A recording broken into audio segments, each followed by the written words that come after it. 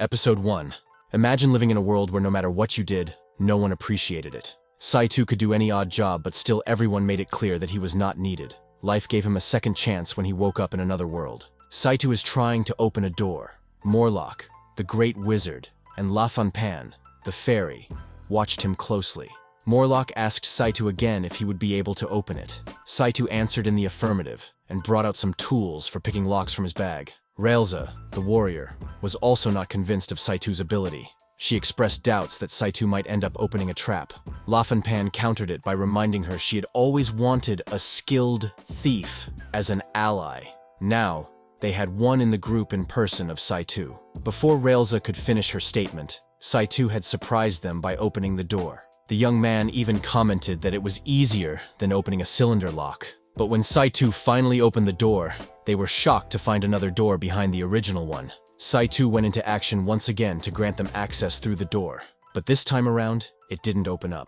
So Morlock came closer to the door and placed his arms on it, only to discover it had a magical seal cast on it. Morlock instructed Saitou to open it when he gave the command. Morlock then used his magic on the door while Saitou proceeded with his skills as usual. In a matter of seconds, the door was open. Now that they were inside the room, the group saw a treasure chest, and La Fonpan excitedly told Saitou to open it. At this moment, Saitou remembered his former world and how he helped an older woman pick her locks, but she didn't appreciate it. Instead of paying him the agreed fee, the woman cut from it. Saitou felt more fulfilled in this new world than where he came from. Unlike his previous world, the ones here saw his work's value.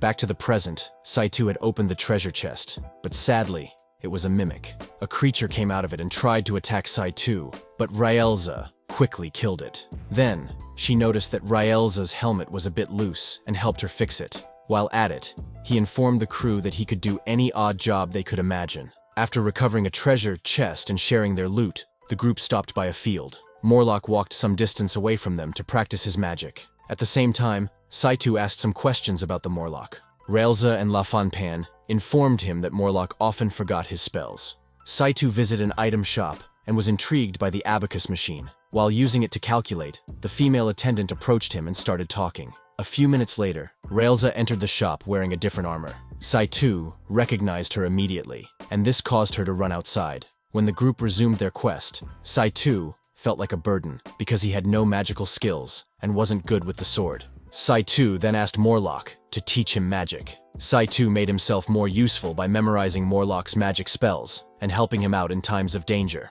Once again, the crew was in the presence of another treasure chest. Was it a mimic or a real one? The only way for them to find out was to open it. Saitou got started with his job of opening the box as usual. When he was done with it, the floor below him gave way, and he found himself in a pool of water with his leg broken. Saitou compared this new world to his old one, but was taken aback when the other members of the crew came looking for him. Episode 2. The group is suddenly attacked by a slimy creature called Unagi. Usually, it wouldn't be a big deal, except that Raelza can't fight a slimy creature. So, Saitou and Morlock had to work together to kill it. Saitou then prepared a nice meal with the slimy creature, and the other group members reluctantly ate it. Having a bite, they were surprised by how lovely it tasted. Next, the group encountered another treasure chest. After opening it, a dangerous, slimy creature dropped from the roof on Raelza and melted her armor. In a kingdom nearby, a demon king visited the palace. One of the king's men rebelled against him and was replaced by the former demon king.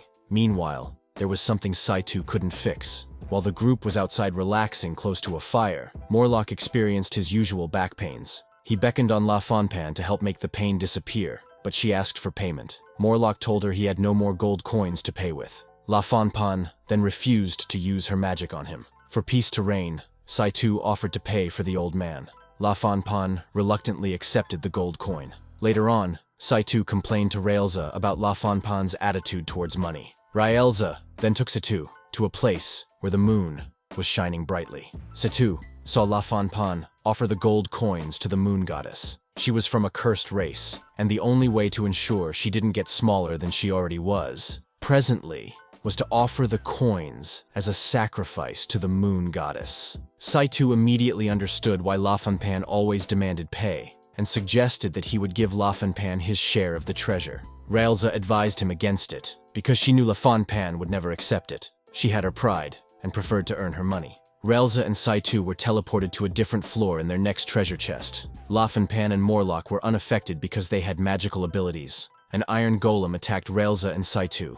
Relza instructed Saitou to run away while she faced the giant creature, but Saitou did the opposite by climbing the creature and dropping some slime that melts on it. Although this move makes it possible for Relza to defeat the creature, Saitou dies. Relza did not have any magical skills to revive Saitou. Waiting for Lafanpan and Morlock was not an option, because he would have been dead too long. Relza brought out a bottle containing drops of life given to her by Morlock. She drank it and kissed Saitou with it. The whole group was complete when Saitou came back to life. Lafanpan told Saitou that Relza was the one who brought him back to life. However, she refused to tell him how she did it. Episode 3. Lafanpan and Saitou stumble on a marriage consultancy session at the back of Mavina's shop. Lafanpan takes the time to explain to Saitou how the process is carried out. It was more challenging for the men to get partners because the treasure in the labyrinth was exhausted. While the pair were still discussing the marriage dilemma, Morlock entered the marriage consultant's office. Instead of paying to see the consultant, Morlock came with flowers to propose to her. Before he could embarrass himself any further, Relza came in and dragged him out. Back in the labyrinth, Saitou got charmed by a succumbus. He walked unthinkingly towards the succumbus lady, forgetting they had a mission. The other members of the group were all shocked, but before Lafanpan would cancel the spell, Relza rushed out quickly to save Saitou from the succumbus. After pursuing the creature, Saitou turned to her, still under the influence of the charm. Saitou moved to kiss Relza, but she didn't decline.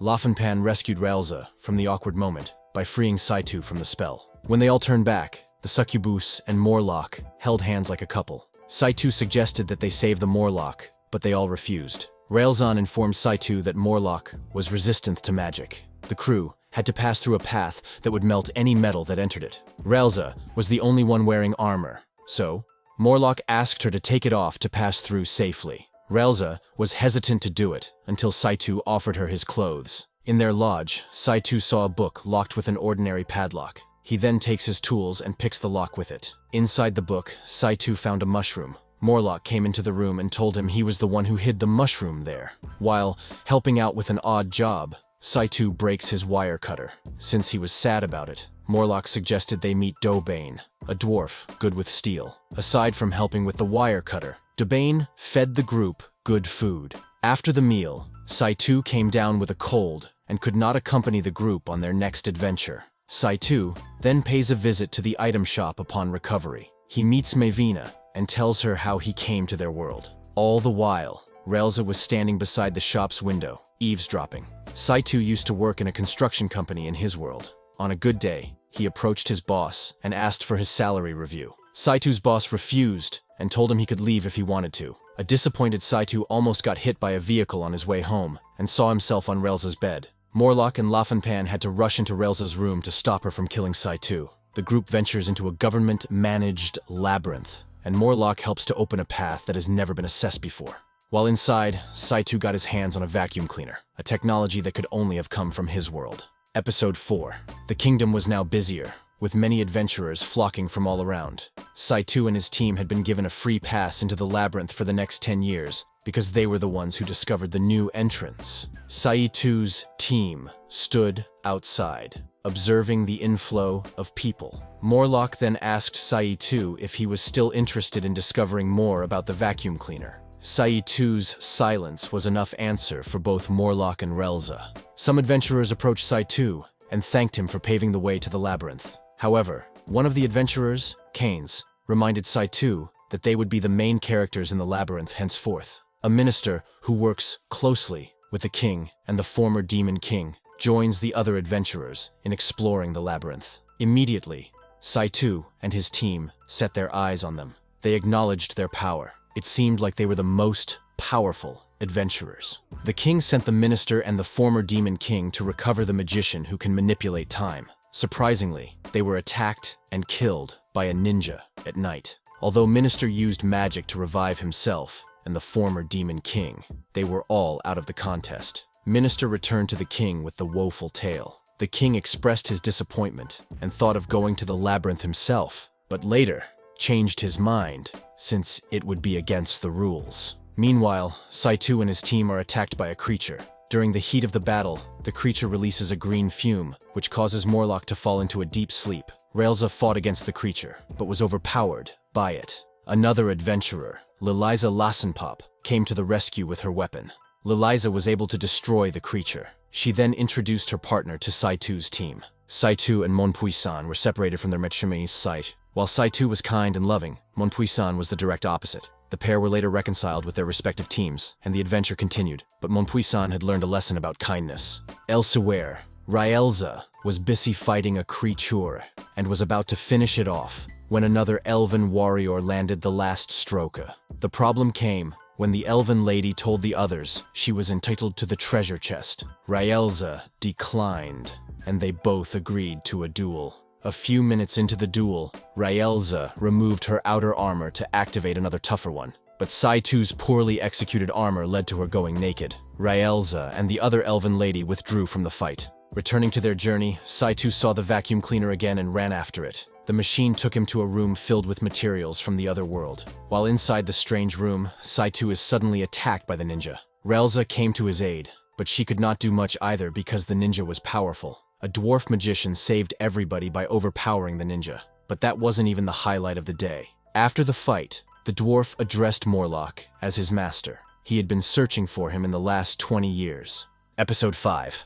The dwarf magician, Gibungle, told Morlock he was a great magician from the east, who left his hometown 20 years ago in search of a forbidden magic. Gibungle noticed Morlock had lost his memories, so he informed him his real name was Great Mage Bergheim. Before Gibungle would finish saying the Morlock's last name, he gets hit by a sword from the ninja. The ninja takes us down a memory lane to show why he fights so passionately. The ninja and two creatures who are his companions pay a visit to a witch, Ravella, who has been living for 400 years. When the ninja got to the witch's home, she was dying of old age. The ninja was surprised that this was happening. The fairy at her place then explained to him that a demon had cursed the witch. As a result of this curse, she doesn't age. However, there was only one issue. The spell would be broken when the witch fell in love. From the look of things, the witch had fallen in love with the ninja. When the ninja heard this, he started crying. The fairy gave him hope, telling the ninja there was a way out. If the ninja wants to revive the witch, he has to find a mage who is said to control time. The mage lives in the Great Labyrinth. This was how the ninja got to his present situation. Back to the labyrinth, a battle had started with all the teams. Laufenpan was helping Raelza fight against the ninja with her magic light. The dwarf, Gibungle, helped hold down the creatures with the ninja. At the same time, Morlock uses his magic with the assistance of Saitou. Just when Saitou thought Morlock had destroyed the creatures, he was apprehended by one of them. Liliza Lassenpop and her companion, Givrasan, came into the battle and saved Saitou. The forest elf warrior, Flanril Arlil, also joined the party. Laufenpan, the fairy, and the elven lady Flanril Aril teamed up to eradicate the demons with the ninja. Surprisingly, the ninja stepped in to defend the demons, taking a lot of damage. The fairy with the ninja then took matters into her own hands to summon a dark magic. To activate the spell, the ninja has to pull out her black wings. She was ready to die for her friend, Ravella. The witch, Ravella, was the one who saved the fairy in the past from adventurers who had captured her. From then on, they became close friends. Back to the battle, the ninja delayed in pulling the black wings. The black-winged fairy, Primas, then used telekinesis magic to pull off the wings by herself. With Primas' wings now gone, she summoned an evil spirit in the form of a pillar. The pillar attacked the forest elf warrior, Flanril. Episode 6. Flanril's companion stepped in, ready to take the heat with her. When the evil spirit struck again, Raelza used a tower shield to protect Flanril and her companion from the spell. Morlock San cast a spell to help out, but it didn't help. The pillar continued shooting randomly and destroying the labyrinth. Saitou then suggested to Morlock San that he should do a particular time spell. Morlock San was dumbfounded that Saitou knew about it. Saitou accused Morlock San of being the one who summoned him into this new world. Morlock then takes everyone back to when he was still with his family. Morlock had a daughter who was excited to have him around. Morlock's daughter made a unique necklace for him and wrote his name, Kukrom. The only challenge was that Morlock was barely around. He wanted to be a prominent mage and gave most of his time to research. Morlock's daughter was sick and his wife beckoned on him to stay back, but he refused. By the time Morlock came back the following morning, his wife informed him that his daughter was dead. If he were around, he could have saved her with magic. Morlock then embarked on a quest to rewind time to save his daughter. He went into the Great Labyrinth and met with the mage, controlling time. The mage challenged him to a duel. After the duel, the mage was impressed, but instead of granting him the wish to rewind his time, he took away all his memories. According to the mage, Morlock's real intentions were not to save his daughter, but to feel better, and forgetting his memories would help him achieve this. When Morlock emerged from the labyrinth, he had forgotten most of his memories. The guards walked up to Morlock and asked if he remembered his name. All that Morlock had on him was the necklace from his daughter. He looked at it and coined the name Morlock from it. Back on the battlefield, Saitou encouraged Morlock to cast the time spell. The other adventurers got busy countering the attacks of the pillar spirit. Morlock informed them he could not remember the spell again. Saitou told the old man he'd memorized the first part of the spell and could help him out. Finally, Morlock cast the spell, but then he forgot what to do next. Every other adventurer was caught up in the spell and unable to assist him. Episode 7. Meanwhile, time was going. Morlock has until the count of 100 to take action. Morlock tried to piece everything together, but he couldn't. Then he screamed at Saitou to help him, but nothing happened. Suddenly, Morlock looked at his palm and saw some inscriptions on it. Saitou had predicted that something like this would occur, so he wrote on Morlock's palm, telling him to attack the enemy with magic. Morlock smiled and quickly summoned a spell to attack the evil spirit. When Morlock came close to the pillar, he saw the memories of those involved. The ninja, Primas, and the demons acted out of love and loyalty. Morlock adjusted his magic to ensure it did not kill them. At the 100th count, time was restored to normal. The adventurers saw the pillar falling and concluded it might be Morlock. Next thing, Morlock's palm fell to the floor. The magic had cut it off, but he was alive. Morlock beckoned on the La Fan Pan to heal Primas first before him. The others were shocked at Morlock's request. The old man then reminded them their intentions weren't evil, because he had seen their memories. Montpuissant helped Morlock to reattach his arm. At the same time, the others are busy looking for Primas's wings. Saitou found the wings and gave them to La Fan, but Primas stopped them from healing her. She was angry that La Fan, a fairy, was getting along with humans. On the other hand, the ninja was also awake, and he had a favor to ask. He begged the adventurers to allow the other demons to return to the demon realm. Ninja had killed lots of adventurers, and the punishment for his crime was death by hanging. He did not want any of his companions to share in his fate. The dwarf also informed the ninja that the mage he sought was likely Morlock. At this moment, the minister and the former demon king walked in on the adventurers. They were back to ensure the ninja suffered the consequences of his actions. However, their attempts to kill the ninja failed because one of the demons covered him. One of the demon allies of the ninja recognized the former demon king as his ally, and this changed the whole conversation. Morlock told the ninja that he was not the mage he had been looking for, as he could only control a small part of the time. The minister then informs Ninja that the king can help save the witch, but it will cost him his life. Ninja quickly agreed to the terms, and his demon friends returned to the demon realm, while the minister teleported them to meet the king. Episode 8. The king and the ninja arrive at the witch's place. The king brings out the blood sword and explains that he will perform the revival with it. The king had to use half of the ninja's and half of Primas's life for the ritual. Immediately, the king was done. The witch got back up and was alive again. When the witch went outside her home, she saw the ninja with only one leg and arm. The witch looked at the ninja, but could not recognize him again. It was clear she had lost all memories of him. Ninja walked away without saying a word, which annoyed the black-winged fairy, Primas. She scolded him for not making a pass on the woman he claimed to love. When they had left the witch's home a little, Ninja and Primas turned back and saw two men harassing her. Ninja rushed over with his incomplete body and scared away the men. When they were about to leave, Primas told the witch to invite them inside for some food. The two men Ninja drove away later turned out to be his demon friends. They had disguised themselves as ordinary boys to help the witch and Ninja get back together. Now that everything was all sorted out, Saitou thanked the other adventurers for coming to save his team. They all bade their farewell and parted ways. Saitou suggested it was the best time for everybody to rest a little. While they were all walking out of the Great Labyrinth, Relza stopped Saitou, Morlock, and La Fan. There was still one more question left for them to answer. She wanted to know if Morlock summoned Saitou into this new world. Morlock answered the question at a restaurant while they were all eating. Morlock told the other team members that, from his memory, there was somebody he needed to see in his past, so he had carried out the spell to try and see her again. However, the spell did not work. Instead, it ended up bringing Saitou into this new world. Saitou thanked Morlock for bringing him here because if not for him, then maybe he would have been killed by the moving vehicle. La Fanpan then suggested that sending Saitou back to his former world might be possible. Immediately after she said this, Relza reacted angrily and ran out of the restaurant. Saitou pursued her, and they ended up having a heart-to-heart conversation. Relza told Saitou she wanted him always to be around. With tears in her eyes, Relza affirmed that the group would not be the same without Saitou. An armored snake attacked the pair during the discussion, but Ryelza defeated it. Saitou confided in Ryelza that he wants to remain with those who need him the most. A few minutes later, Morlock and Lafanpan caught up to them. Ryelza asked him again if he could return Saitou to his former world. Morlock replied that even if he could cast the spell again, it would take Ryelza back to when he was about to get killed. Episode 9.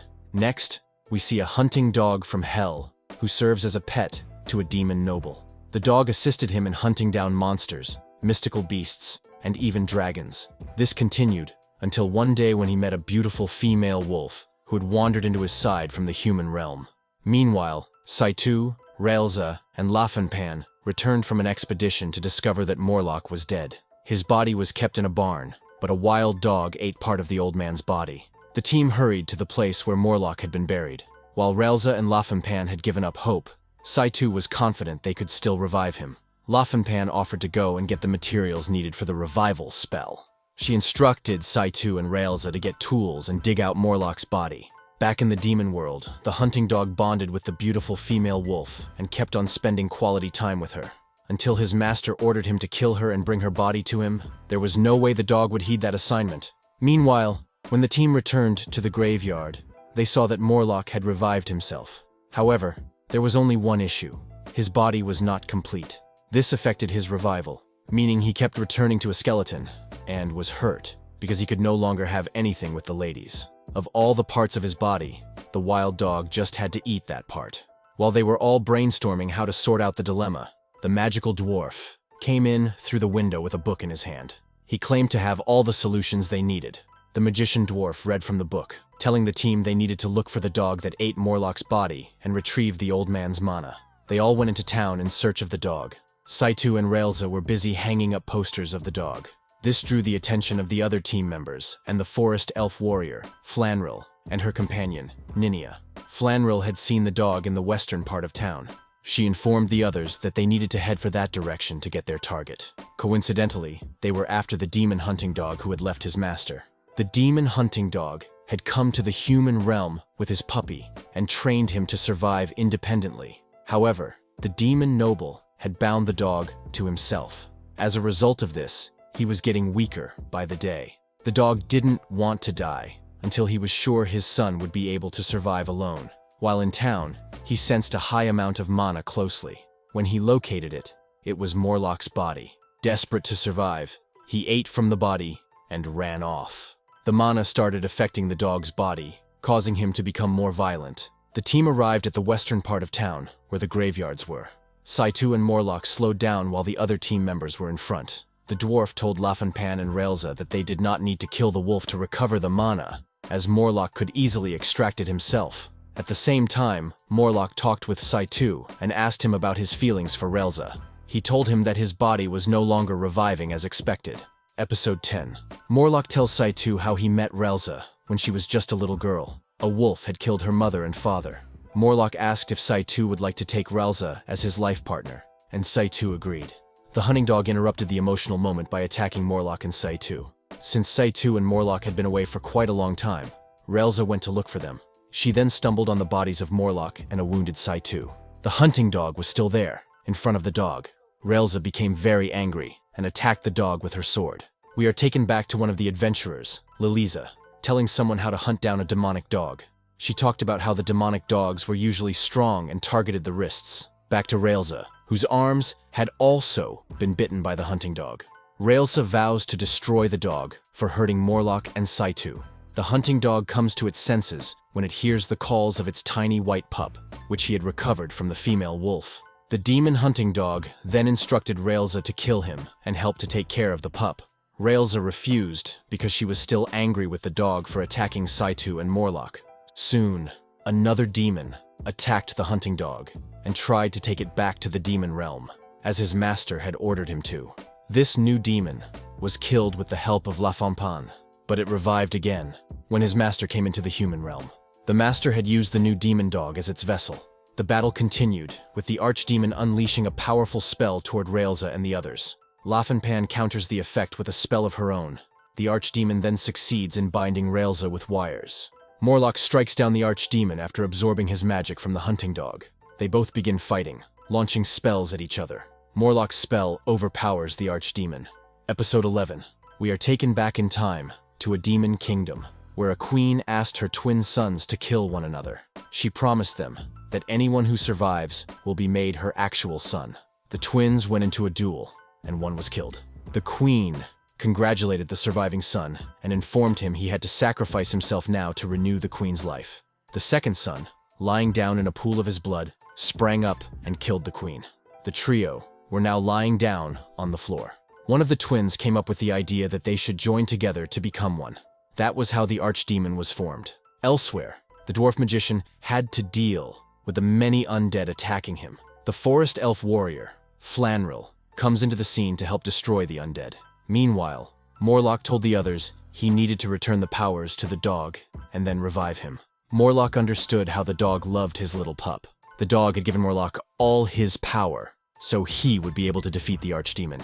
Morlock promised the dog that he would help care for the little pup. The powers Morlock got from the dog were so enormous that it made him younger. Morlock launched another great spell on the archdemon, but when he thought he had been killed, the demon came back alive. In an epic moment, Saitou stepped in to strike the demon, saving Morlock. This move impressed the other members of the team. Raelza rushed over to hug Saitou. The dwarf, Flanril, and Ninia joined the other team members. Now that the battle was over, there was only one primary concern. What would happen to Morlock once he relinquished the dog's powers? Morlock went ahead with his actions, and although the dog came back alive, Morlock remained lifeless. Raelza carried his lifeless body away from the area, accompanied by the other members of the team. The dog stopped Raelza, assuring her he would repay the kindness Morlock had shown him. Raelza told him not to bother coming to town forever. Episode 12. Saitou woke up to find Raelza beside his bed. He had been asleep for more than 24 hours, and it got Raelza worried. Meanwhile, Morlock had fully recovered and was now helping around in the inn. Saitou surprised Raelza with a hairpin and admired it on her. The following day, Raelza left with Morlock for an acupuncture appointment. Saitou was left alone with Lafa. He made a bath for her with one of his innovations. After the bath, they both retired to bed. Then, the most shocking thing happened the next morning. Lafa had grown to become the size of a human. The pair then went out to town, and La Fontaine mistakenly bumped into a man. When he tried to harass Lafa, Saitou intervened. It was clear Saitou had gotten stronger. The next morning, Lafa returned to how she used to be, while Raelza and Morlock just returned from their trip. The dwarf intruded into their conversation from the window, as usual, holding a book in his hand. He told them the vase was the reason for La Fontaine's sudden increase in size. Meanwhile, Saitou had become popular among the villagers. Many people beckoned on him to help them do odd jobs. Saitou used the money he gathered to pay for food for the team. While Saitou and his team were eating together, other adventurers and even the king came seeking his help. They all wanted to be attended to at the same time. In the end, Saitou acknowledged he was way more fulfilled here than in his other world.